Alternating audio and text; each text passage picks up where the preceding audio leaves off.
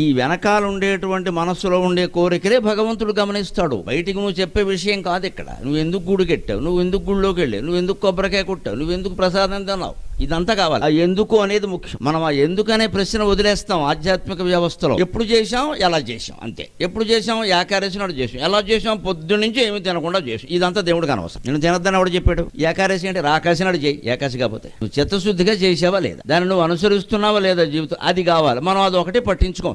అనుసరించడం మన వల్ల అవుతుంది ఏమిటి? కన్వీనియంట్లీ ఎస్కేపింగ్ అంటారు దీన్ని ఇంగ్లీష్లో. సుఖంగా తప్పించుకోవడం పక్క. ఎందుకు అవదో చేస్తే అవుతుంది. చేయడం నీకు ఇష్టం లేదు, ఆ విషయం చెప్పు. మన వల్ల అవుతుంది ఏమిటి అన్నది. మనకి ఇష్టం అవ్వట్లేదు చేయడం, చేస్తే చాలా వదిలేసుకోవాలి. సమస్య ఆ వదిలేసుకోవడం మనకి ఇష్టం లేదు. అన్నీ ఇంకా పోగేసుకోవాలి బాగా.